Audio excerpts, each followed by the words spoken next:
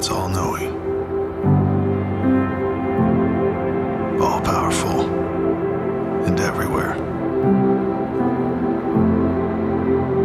Some kind of being that's timeless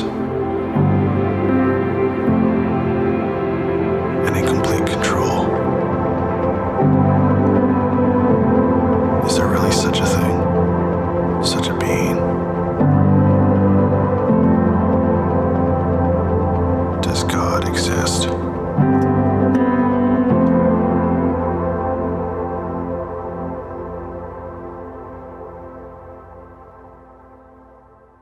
You ever been out on a backcountry road, far away from the lights of the city and civilization? Maybe you sit back and you look up in the sky. You ever notice there's way more stars when you're out just in the middle of nowhere looking up?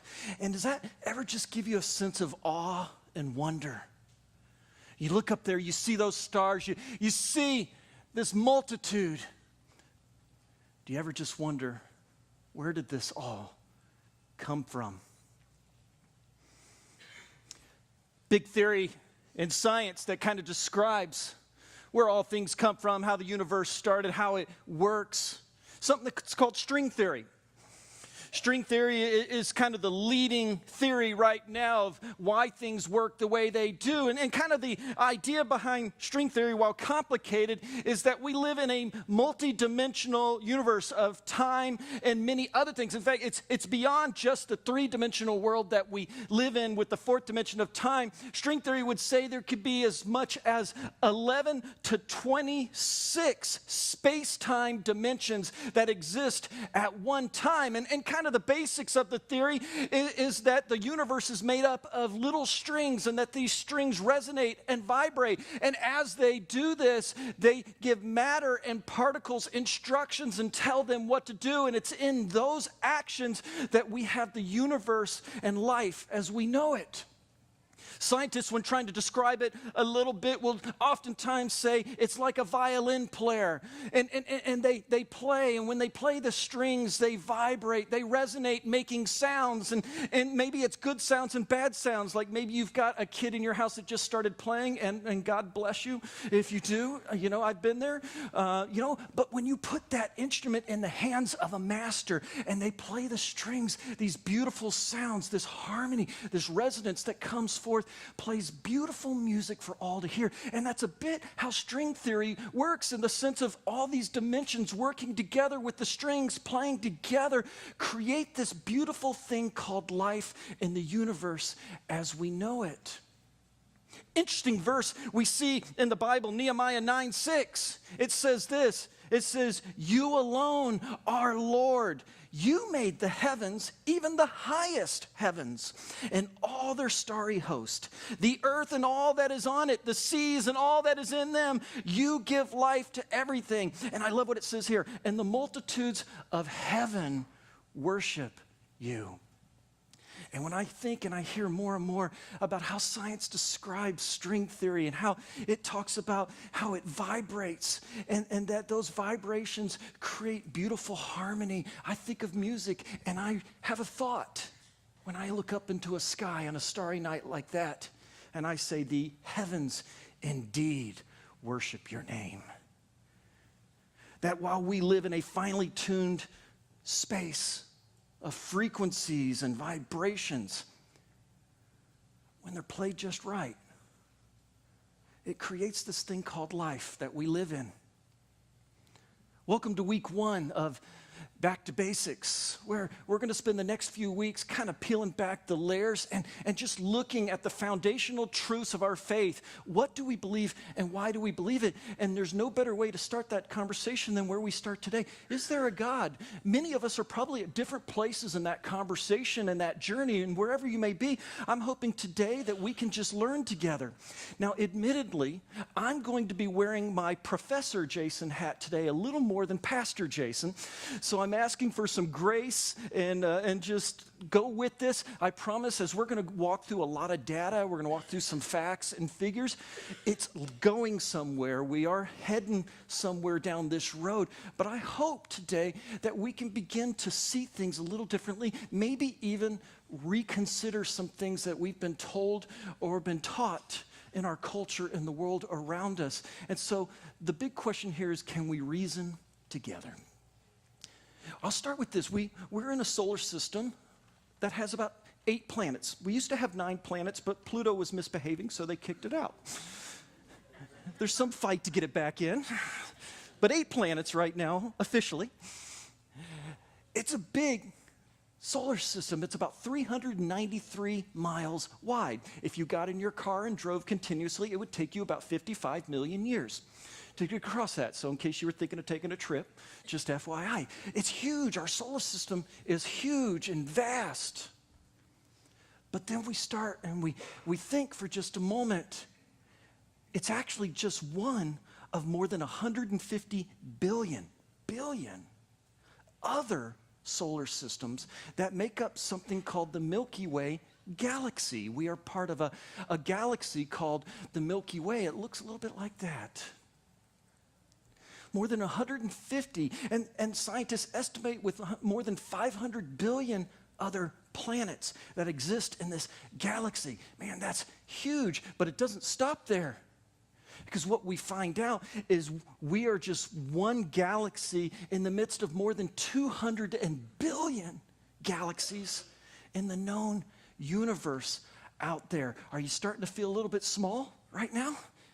It's just bigger and bigger and bigger. And more, what's interesting is scientists are toying and theorizing with this idea of what's called a multiverse, which is the idea that we're actually just one of an infinite number of other universes that might exist out there.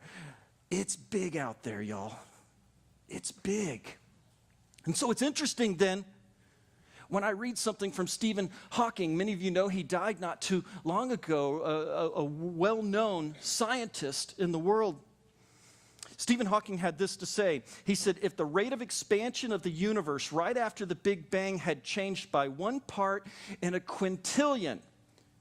Now, just so you know what a quintillion is a 1 with 18 zeros behind it. That's a big number. 1 with 18 zeros behind it. So he says, after the Big Bang, if it had changed by 1 part in a quintillion, the universe would have continued to expand or collapse back on itself, and none of this life we have, would have been possible.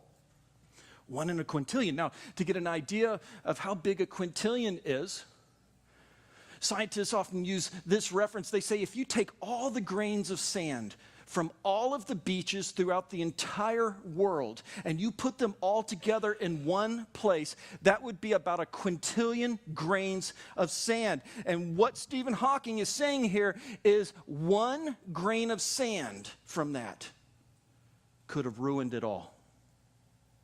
How amazing is that? 1 grain of sand.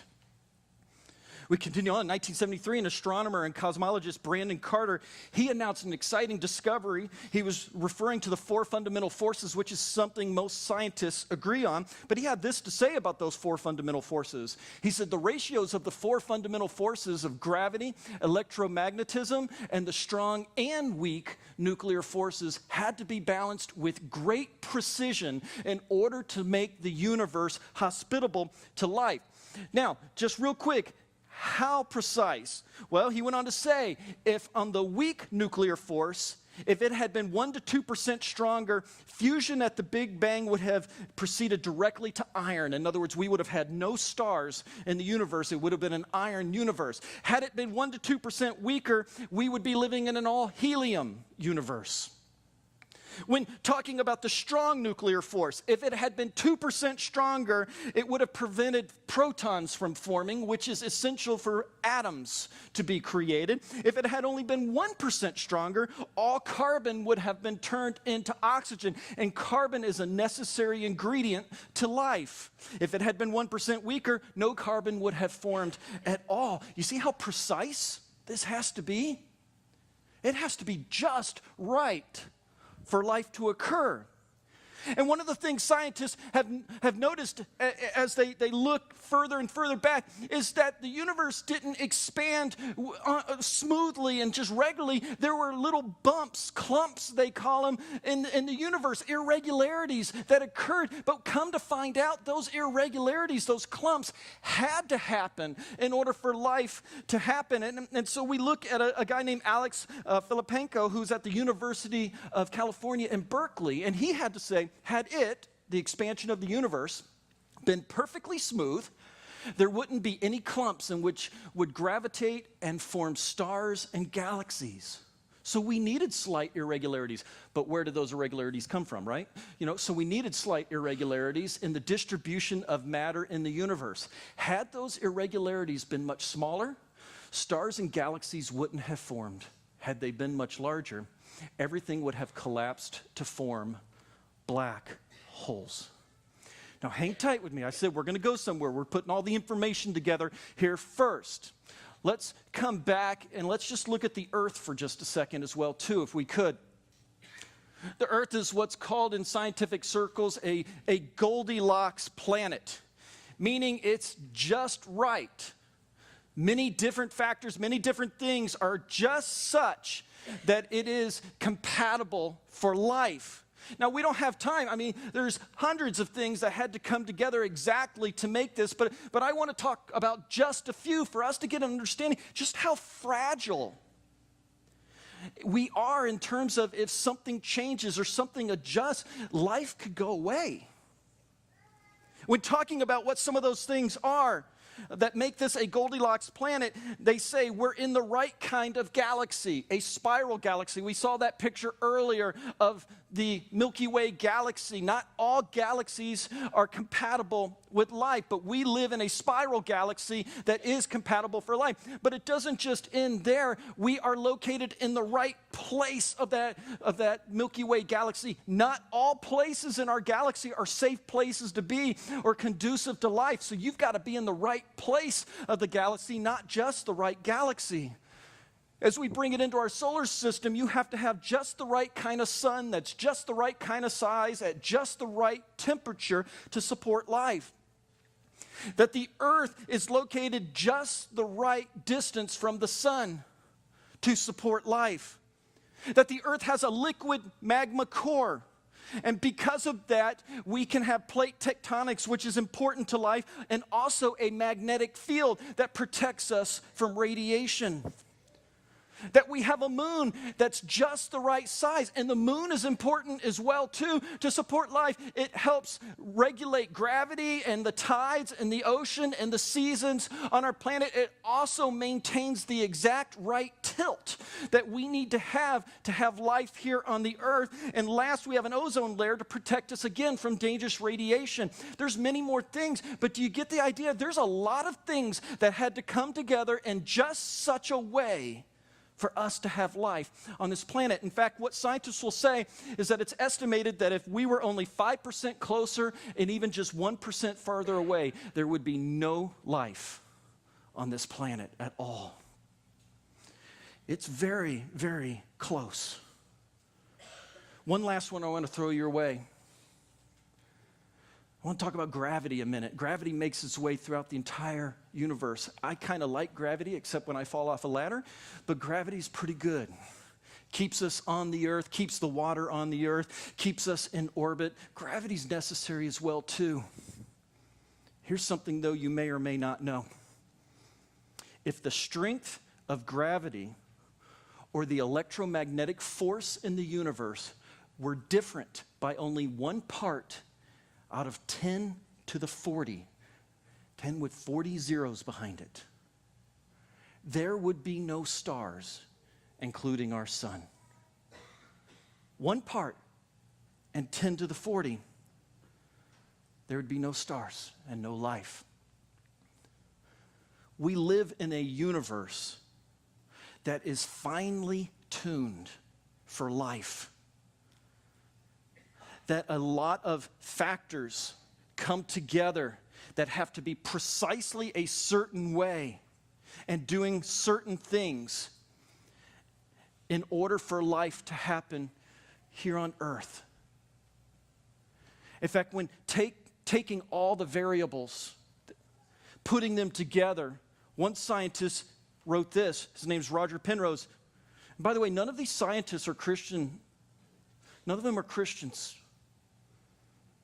He had this to say: there is only one chance out of the number 1 followed by 10 to the 123 zeros that the universe would have the right configuration to support life and be compatible with the second law of thermodynamics. Each new zero multiplies the improbability 10 times, and that is many times more zeros than there are atoms in the universe.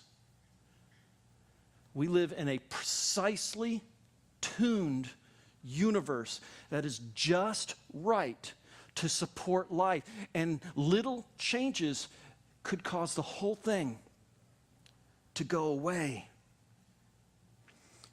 You say, why do you bring this up, Jason? Where are you going with all this? And the reason is this: growing up, I was taught many times, and I think even the culture teaches this many times, that I'm supposed to believe that this is all one big accident. That somehow nature rolled the dice and it landed, 10 to the 123 zeros landed, in just such a way that we are accidentally here. And I was taught that growing up, and I have to push at that because I don't believe the evidence points towards one big cosmic accident in our life.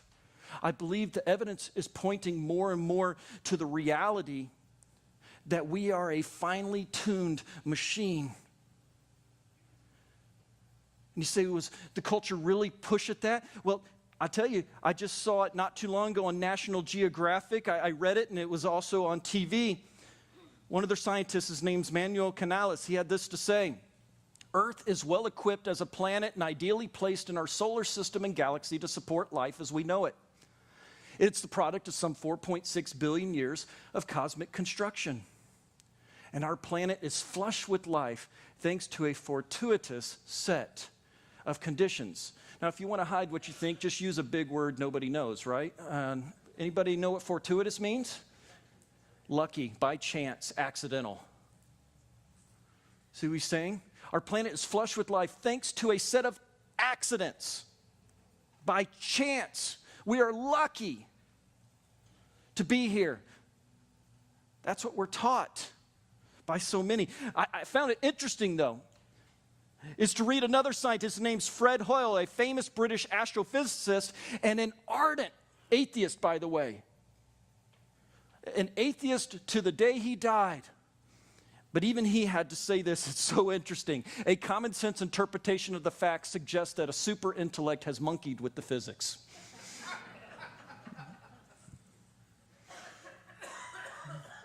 A common sense interpretation of the facts suggests that a super intellect has monkeyed with the physics. Now, what am I supposed to do with that? And I think that's the question we have to ask. Do we believe that this is one big cosmic accident? Or do we believe that this universe is a finely tuned machine? One more area that I want us to dive into, and then we'll kind of bring it all together a little bit. 2012, a group of scientists at the CERN laboratory in Europe, which is the particle accelerator there, they announced an amazing discovery, that they had proof that they had found the Higgs boson. Now, many of you might know Higgs boson by another name. It's the God particle. Maybe you've seen Angels and Demons or read the book by Dan Brown by that name. Decent movie if you want to see it. And it's kind of based on that idea. The Higgs boson is something that people had predicted was supposed to happen after a Big Bang. And so finding it's kind of like finding evidence of it. Another thing, though, about 4 years later, a group of American scientists said that they've conclusively found proof of the existence of gravitational waves. Gravitational waves occur in the universe after a large explosion like a Big Bang. They look like what you might expect if you threw a pebble in water and it went outward from there. Very hard to detect because those waves get weaker and weaker the further they get out, and so it's been difficult, but they have detected them. The existence of these waves was predicted by Albert Einstein as part of the theory of general relativity.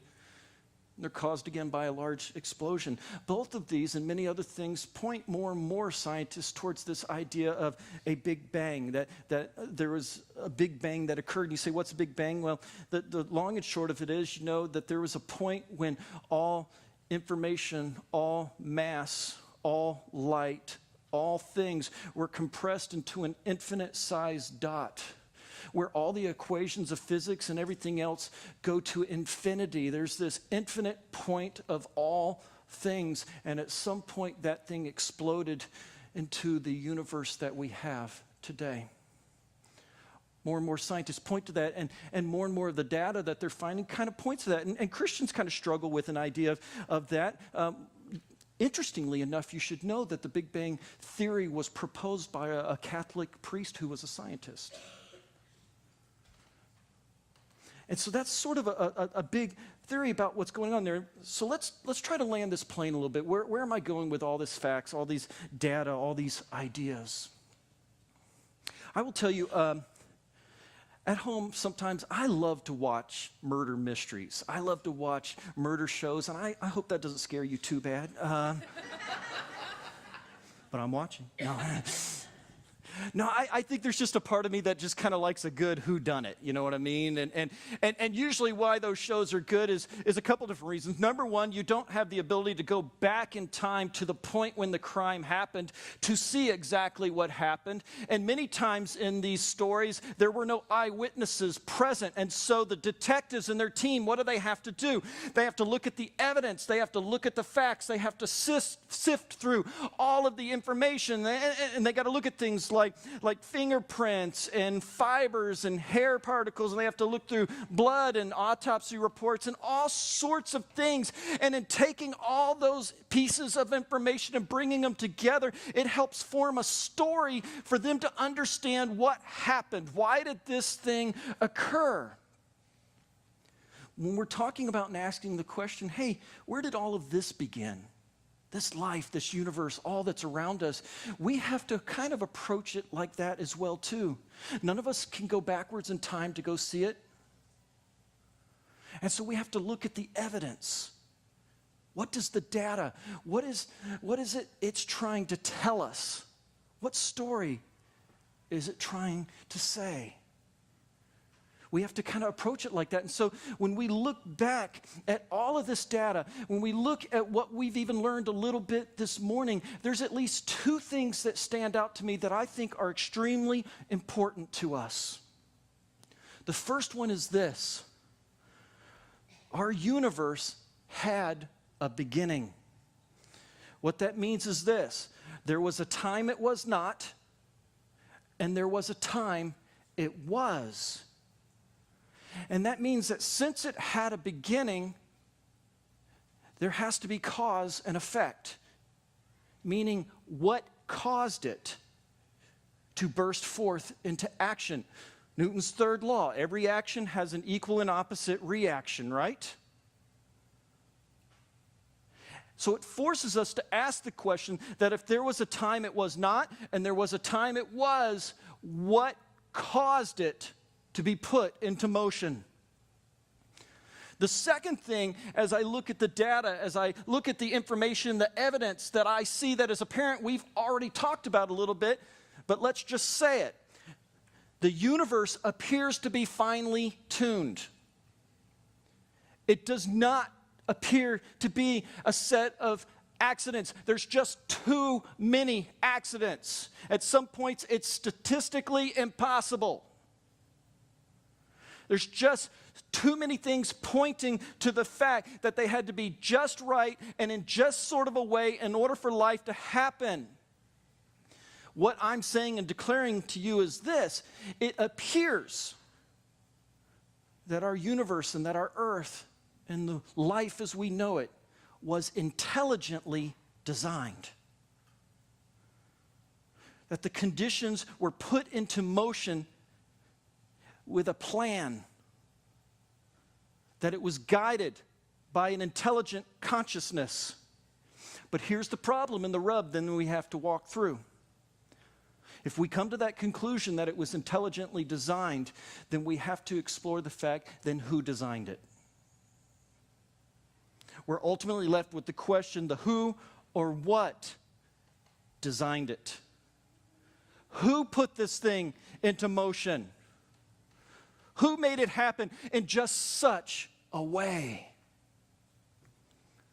It's at that time we open up Genesis chapter 1, verse 1, and what do we see?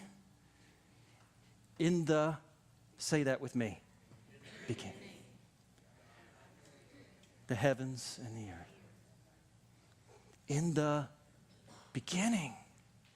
There was a time it was not, and then there was a time it was. In the beginning. And then it says, God created. God created. There's a beginning, there's a designing. There's a designer and there's a design.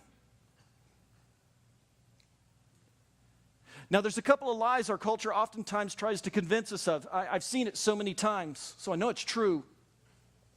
I want to walk through those couple of lies real quick. The first one is this. Our culture often likes to tell us that science and religion are incompatible with each other, that they cannot exist together, that they have no business being in the same space together. And I don't think that's true. I think more and more we find that science and religion are saying the same thing. When you look at the facts, when you look at the data, they're saying the same thing. They're just saying it a little bit differently. You see, if in my own life, one of my children comes up to me and they says, Daddy, can you tell me where babies come from? It's our favorite question. And after I say, hey, go ask your mom, and they don't, I got to walk into it. And I might say, well, okay, you know what? When two people meet, they become friends and they get to know each other more and more and they have a great relationship. They fall in love, and as they fall in love, they get married, and then they go on the honeymoon. And I'm not going to tell you what happens after that because I think you know. And if you don't, Pastor Ben and Pastor Luke are out in the lobby after the church service. Ask them. But I'll come at it from a relational standpoint, probably. If my kid then goes to our family doctor and asks the family doctor, hey, where did babies come from? They're more likely maybe to get an answer that says, well, listen, there's an egg and there's a sperm and it's fertilized and it grows and it goes from there. So let me ask you this. Was my explanation to my child wrong? No, it wasn't wrong. It was accurate. Was the doctor's explanation to my child wrong? No, not at all. You see, we're both talking about the same thing in a different way. I'll come at it relationally, they'll come at it very scientifically, but ultimately we're answering the same question, where do babies come from? And I think that's the problem we struggle with sometimes in our culture is we have this idea, listen, religion and science, they can't even be in the same ballpark. They can't play together. They're incompatible. They can't do life together. And I think that's wrong. I believe they can do life together. I do believe that they're saying the same thing in different ways many different times. And I get it. There's wackos on both sides of the conversation, and they seem to get all the attention. But when you put reasoning people together and look at the data and the evidence, it points to the fact that we're all saying the same thing. We just have to look at it from a different set of eyes sometimes. They're not incompatible. The second lie we've hinted at already too. The culture would have us believe that we are one big cosmic accident. That it's just by luck that you're here. accidentally things turned out a right way, and accidentally things evolved a certain way, and you came from an animal. And as a result of that, you are nothing but an animal. And because of that, the reason you exist is to survive one more day and accumulate for yourself. And this is where I push hard, because that is not what the Bible says. And it's so important that we grasp this as we look at the evidence and we say there is an intelligent design created by a designer, because what that says is you are not one big cosmic accident. You are wonderfully and beautifully made, and because of that, you have meaning and purpose. You were created with meaning and purpose. You are not one big cosmic accident. This creator who said in the beginning God created the heavens and the earth is the same creator that said, "Let there be light." And life began. That same creator, through his very words, began to create and create and create, ultimately creating his greatest creation, humankind. And he said that creation was created in his image. Therefore, we were created to be the reflection of God on this earth, that when people see us, they see this living God at work. You were created with meaning. You were created with purpose. And at the end of the day, God said, "It is good."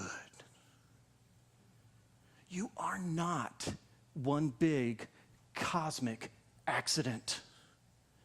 You didn't accidentally arrive here. I don't care what anyone says. The data says, the evidence points towards that this thing was designed. And if it was designed, there's a designer. And this designer designed you. And so now maybe we'll better understand when the Apostle Paul says to us in Romans chapter 1, he said this, "For since the creation of the world, God's invisible qualities, you can't see them, his eternal power and divine nature, they've been clearly seen." Well, how do you see something that's invisible?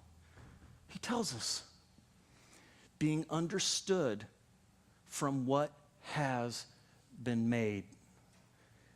In other words, when we look out at the universe, when we look out at the creation, when we look out at all that God has done, it points towards a divine designer who created it with purpose and meaning, just right and in such a way that life exists.